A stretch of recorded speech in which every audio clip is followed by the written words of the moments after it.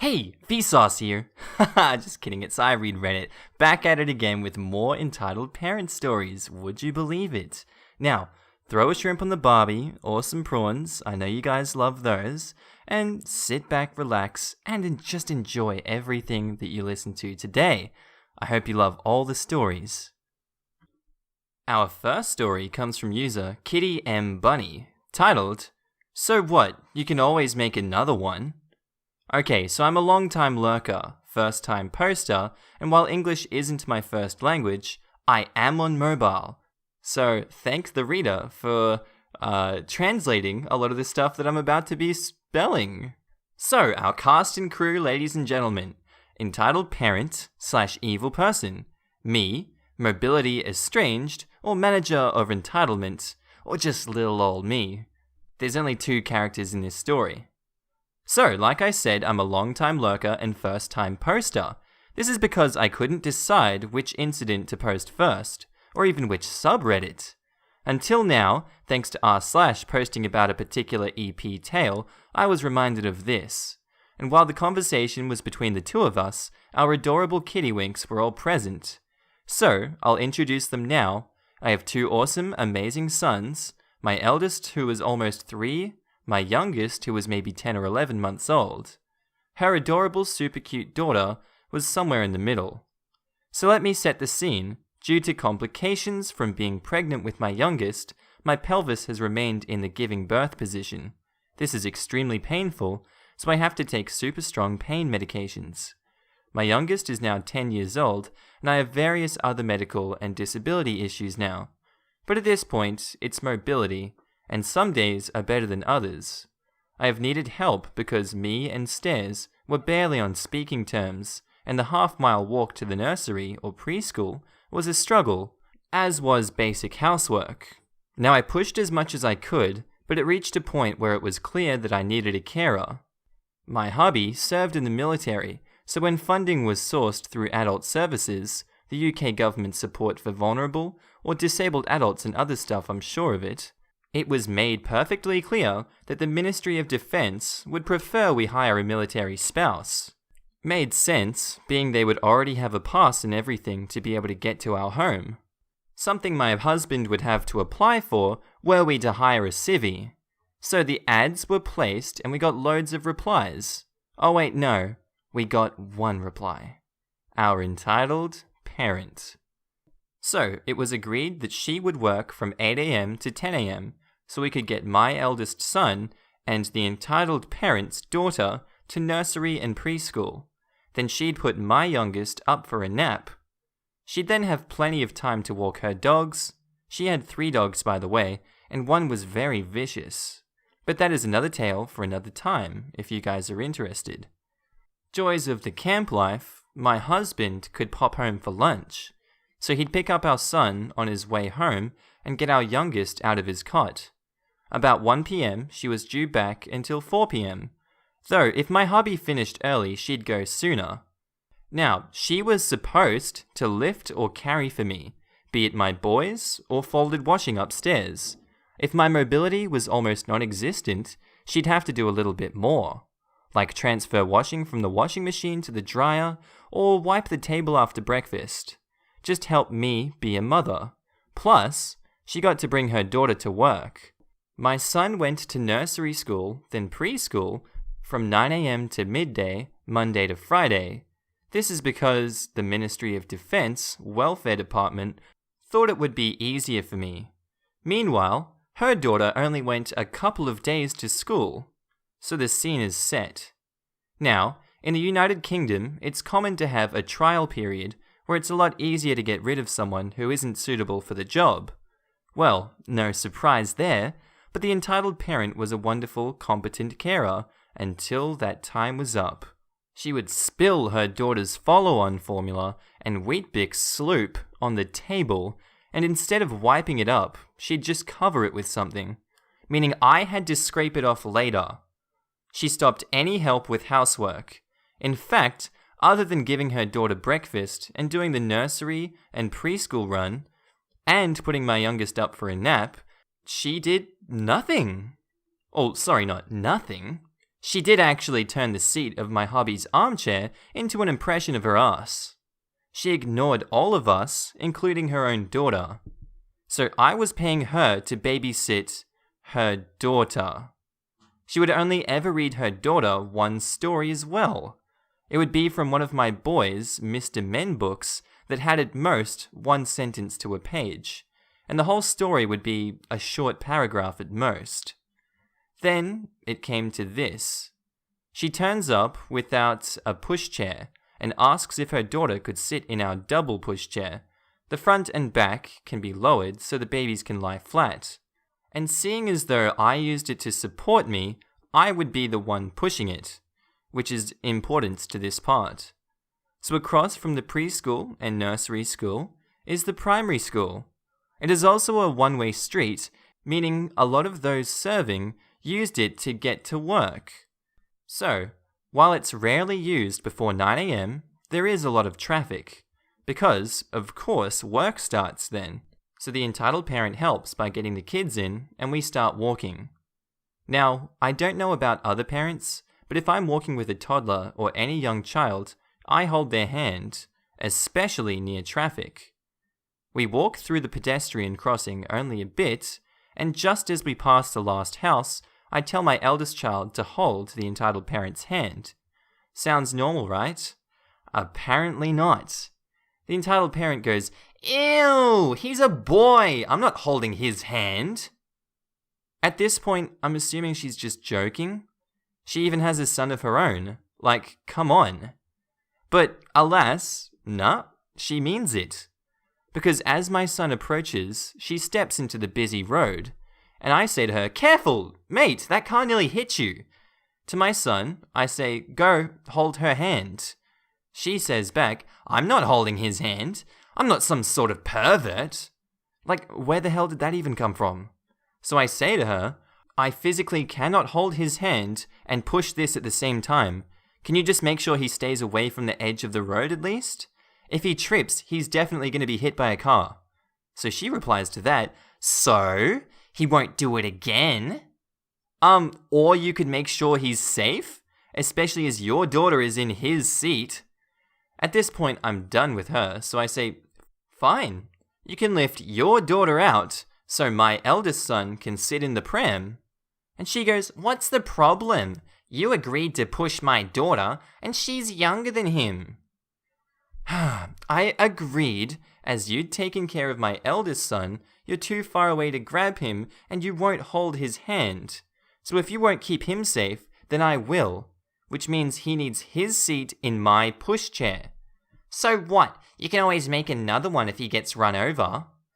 That's not funny at all. Anyway, finally we're moving on again. Luckily, with my good day, bad day mobility situation, we left with time to spare, as I was having a good day at that time. So we wouldn't be late and it's all over, right? Nope! This woman doesn't even hold her own kid's hand, and in seconds of being removed from the pushchair, she's on the road. So I say, "Mate, your daughter's on the road." She replies, and doesn't even look at her and says, "And? She's a kid, so what? Why do you care? She's not some precious jewel or something." "Why don't you care? You're her mother." "If you're bothered so much, you hold her hand or whatever. If anything happened, it would be your fault anyway, as you took her out of the pushchair. And I'm done. The rest of the way, her thankfully super light little girl sat on my eldest son's knee. This was the day we knew we wanted rid of the babysitter. That was 14 months into her contract by the time that it happened. I just could not believe her saying things repeatedly like kids are replaceable, with just a whole bunch of parental failures all round. Now, this is a rare entitled parent who doesn't even care about her own kids. So yeah, no big fight, police, or give my child blah blah blah. Edit. As a lot of you have made similar comments, I'm going to put it here so you can all see this. This all happened in 2010 in the United Kingdom, and we don't have CPS here, we have Child Protective Services, because apparently those are two separate things. As my care was funded by adult services, the information was passed over to child services, who didn't make it any further. Unfortunately, child services didn't have any evidence of child abuse, negligence, or anything. Just my word, and later my husband's, as she said it a few times, including to him. On the plus side, the little girl had an awesome, loving, and protective father. Honestly, before posting, because child services did nothing, I actually wondered if anyone would agree that she'd crossed the line into unfit parent. So it's so reassuring that so many of you agree. We kept a record of not only her not doing her job, but things she said and did that we thought Child Protective Services should know. If anyone is interested, I can post about her finally being fired, where we went through all the concerns, and then there's an aftermath. You guys want my reaction to these things, but what is there to say? If it's real, Jesus, she needs help. That's all. Sorry that's like a short reaction and commentary to this, but that was really hard to translate, and I'm done with this woman. Our next story is posted by user Crazy Squirrel Girl, titled, I Know the Owner, Give My Kid Free Stuff. I'm on mobile and getting stories out as I remember them. You know the entitled Karen, her bratty kid, and the usual OP. I'll try to make this short. I was set up at the Cattaraugus County Fair to sell my jewelry. Karen strolls into my booth with her 4-year-old hellspawn in tow. They are looking at necklaces, and I try to steer them towards my more child-friendly options. Nope. Karen is insisting on a steampunk necklace for her 4-year-old. I offer to make something more delicate, since the ones they're looking at are very heavy and will not look good on a kid. Plus, I cringe at a 4-year-old wearing a $50 necklace. Just doesn't work. Then she says, I know the owner. He always gives my daughter a free necklace when we stop by. I tip my head, look at her and say, I'm sorry, I don't know you. Maybe you got your booth mixed up. She then huffs and says, not you. The owner, the guy who owns Crafty Squirrel. I tell her, I am sorry, but I am the owner and not some guy. Did she mean my husband perchance? Nope. She even throws out a name. I say nope. No one with that name works here. She starts yelling at me, and I got fed up. I pulled up my sleeve, which has my business logo tattooed there. I said, look lady, I am the owner. This is my business. I am the Crafty Squirrel of Crafty Squirrel Designs. She flaps her mouth like a fish a few times, then drags her kid away while saying, well, I wouldn't have bought from here anyways. If it wasn't for you meddling kids. Just thought you'd like that one. Our next story is also posted by Crazy Squirrel Girl, titled, Entitled Parent Thinks I'm Her Personal, Unpaid Daycare. This happened in 2015. I'm also apologizing for being long-winded. Typical cast, Sam, aka the entitled parent, she's a girlfriend of a friend of ours. We didn't know they'd broken up at this time. Michelle, aka entitled child, age 13. How about I get that spinach, Michelle? And of course, me, the Crazy Squirrel Girl. My husband had a disc replacement surgery on his back December 18th. We came home December 23rd, and the 24th is my birthday, slight relevance. Thankfully, I run my own business, so I can take all the time to care for him that I need. December 24th, I hear a knock on my door at about 11 a.m. It was Michelle. She said, my mother had to work, and she figured I could hang out here for the day. I'm hungry, what's for lunch? I immediately let the kid in and tried to call the mother, leaving many messages. Meanwhile, the kid does not seem to understand the word no. Stay out of my bedroom, where my husband was convalescing? That means recovering, apparently. Michelle would constantly pop in there, saying things like, need anything? She also didn't understand no, like, don't pick up my heavy older cat. She would constantly try to grab her, which would result in the cat yowling. I wanted quiet in the house for my husband, and she doesn't understand the word quiet. Finally, Sam the entitled parent calls me back, so I asked her why she thought I would watch her kid. Sam says, "It's Christmas Eve, and I couldn't leave her alone, and you're home doing nothing anyway." I say, no. The whole reason we aren't with our family is because my hubby just had surgery. Well, he should be drugged up, so there's nothing you have to do. Actually, Sam, there's a lot I have to do, since he can't even use the urinal without help. It's my fudging birthday, and this is unexcusable. Oh, sorry. My break's up now. I'll have to come get her at 9. And then Sam hangs up.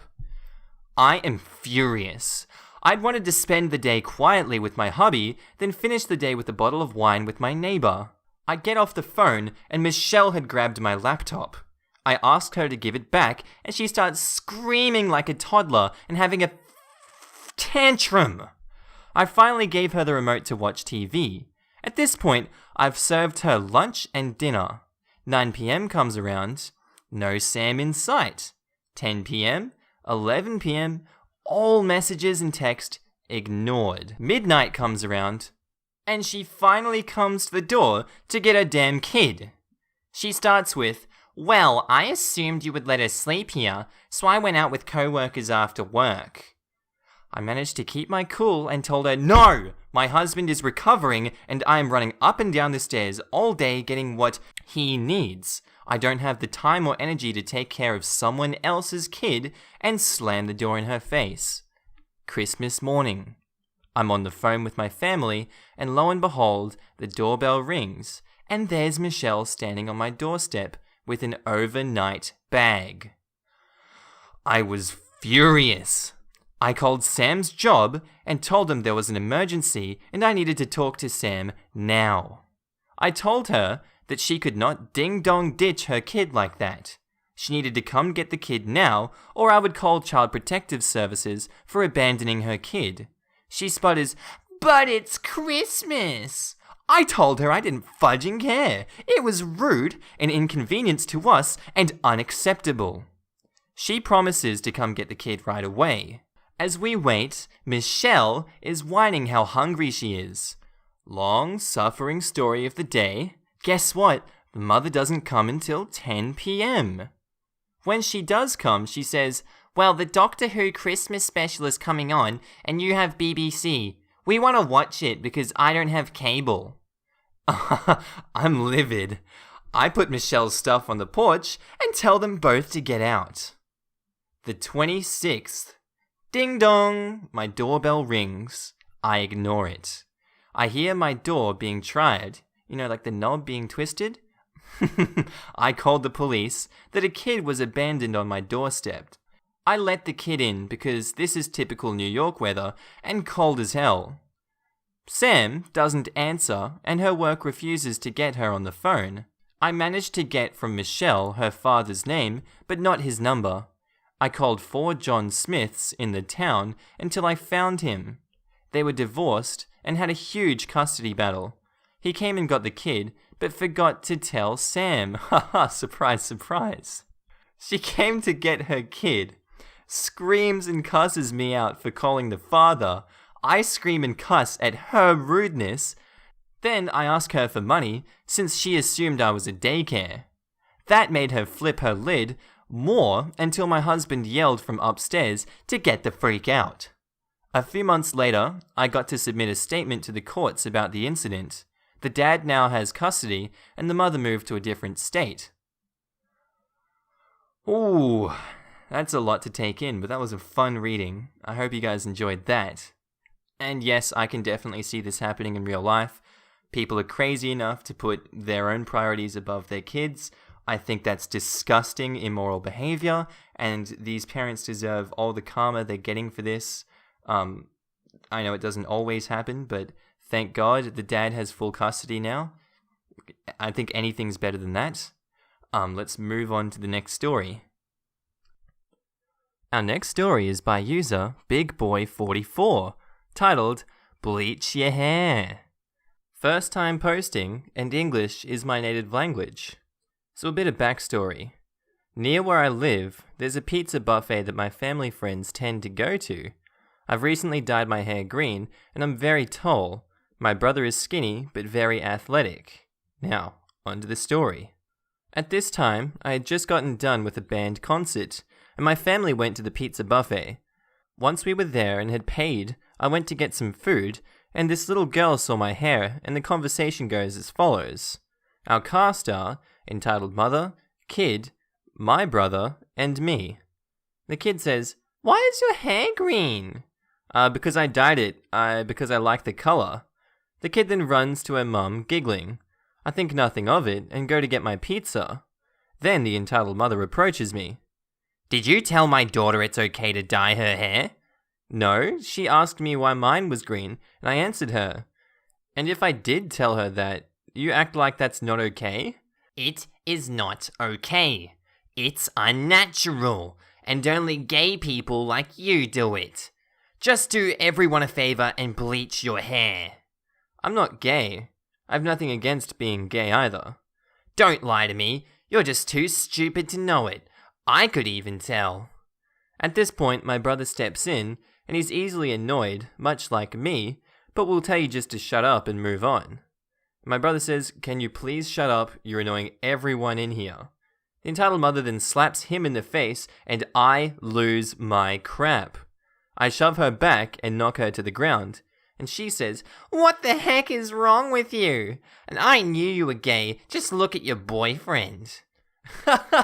"He's not my boyfriend. What's wrong with you? He's my brother. You ever heard of one? Like maybe one that's deserted you because you're so insensitive?" Oof. The staff comes over to see what's going on, and we both tell our sides of the story, and they believe me, so she gets thrown out, only because she did it in front of so many people. If you liked it, then please tell me. I have a couple of more other stories, and one that involves an entitled kid cutting me with a piece of glass. Oh man, so yeah. Our next story was posted by user Holy Bob Trumpet, titled, "Oh, you can't celebrate your birthday? I need a babysitter." This is a very recent story, and honestly, the audacity this one woman has is astounding. My 27th birthday is next week, and since I didn't celebrate my last 2 birthdays, and I don't get much time to myself, as I raise a child by myself and I can't afford much relaxation time, I decided that I would go away for the weekend following my birthday. It was a child-free thing, so I asked my parents to look after my daughter, who I call E in this story, and they agreed. This morning, before I took my daughter to kindergarten, I spoke to my neighbor about looking after my cats whilst I was gone. She's an elderly lady and adores my daughter, so agreed to cat sit my daughter. Unfortunately, my neighbor behind me overheard my plans and decided that I needed to look after her spawn as well. When I got home from dropping off my daughter to kindergarten, I found the entitled mother sitting on my front step. And she goes, "Hey, Holy, I heard you have the 24th free." "Yep, I'm gonna go hit the town. I haven't had the chance to spoil myself in ages." "Actually, could you cancel those plans? Hubby and I need a night out. Could you babysit?" She looked so smug, and she got up from my step and proceeded to dust herself off. No, actually, I'm looking forward to celebrating my birthday, and for once I would like to not be surrounded by children." "Seriously? You're celebrating your birthday? Honey, you need to grow up. Only children celebrate birthdays, and I need a night out." "Why do you need a night out? You don't work. Your husband and yourself are basically child-free every other weekend." Does it matter why? Just look after my children. You don't need a night out just so you can go get drunk. I'm actually, no, be responsible. I'll be dropping them off at 6 p.m. and you will be there. She then goes to leave. And I say, "Wow, aren't you the epitome of entitlement? I'm not dropping my plans so you can do whatever. Spend time with your kids instead of palming them off to whoever you feel is free at the time. Plus, I did not ask my parents to look after my kid just so I can babysit your brats. Now, vamos, off my property. I have things to do." She did leave, but not before cussing me out. It's not the first time she's done this to someone, and her kids are nightmares. I actually believe some people really feel like others will do anything they ask of them, and this woman wasn't offering any return. Like, has she grown out of her teenage phase where she expects everyone to do everything for them? Or, like, there's some crazy entitlement right there. Oh well, on to the next story. Our next story was posted by user Felines and Flowers, titled, Entitled Dad Refuses to Hand Over Son's Phone Until He's Told He Could Be Listed as a Sex Offender. Edit. This takes place in the UK, so the police do not need a warrant to search phones. This isn't my story, but a police officer's. He came into my school a few years ago to talk to us about sexting and had this delightful story. So basically, if you're under 18, you're legally a child. So any indecent photo of someone under 18 counts as child pornography. Even if the photo is of yourself, you can still be charged with possession of child pornography. Quick public safety announcement over. So the police officer received a complaint from a girl that the entitled kid had her pictures on his phone. The police officer goes to the entitled kid's school, talks to him, and asks to see his phone to check if he had the girl's photos. The entitled kid refuses because, I know my rights. And so the school are forced to contact the kid's dad. Entitled dad, not surprisingly, also refuses because he also knows his rights. The police officer is having none of it. He asks the entitled dad who pays the phone bill, and of course the entitled dad does. This means that technically the phone is under the dad's name and so belongs to him. The police officer informs the dad that if any pictures are found in them, then it's him who will be charged for possession, making him a sex offender. This makes the entitled dad reconsider some things, and he quickly hands over the phone. To no one's surprise, the girl's pictures are there, and so the police officer deletes them. It could have been over so much quicker had the entitled kid just complied. But entitled's got to entitle, I guess. No idea what happened to the entitled kid and entitled dad, but unfortunately, the kid sent the photos to 3 of his friends, all in different schools. I just hope the police officer was able to delete them all before they got spread further. Yikes, that's a huge yikes. Oh my god. Well, I hope that's true, because it kind of sounds like that man's was in a lot of trouble. Our last story was posted by user Think So Too, titled, Entitled Mother Thought I Was a Hacker. This is not a big story, but it's my closest encounter with an entitled mother, so here goes nothing. So, when I was 18, I was a live-in babysitter in the United States. I'm from Europe, by the way. I thought it was going to be a cool way to experience life in America, living with an American family while getting some pocket money for babysitting 6 hours a day. This was 2002, and the only way to use the internet in that house was to use the entitled mother's desktop computer in her office. I had friends and family to send a few emails to, so I'd just ask her if I could use the internet, and she'd let me in her office. I used my Hotmail. I also noticed that their MSN client automatically logged in when you started the computer. It said something like, you successfully logged in as Kim blank whatever whatever, or whatever the standard MSN notification was at the time. Now, Kim was their previous nanny from Australia. I thought to myself, looks like Kim never logged out of her MSN account. This must still be erroneously signed in because she left a year ago. So I log out of her account, because I'm clearly not going to use hers, and log myself in. Later that day, the entitled mother comes over to me and asks what I've done to her computer.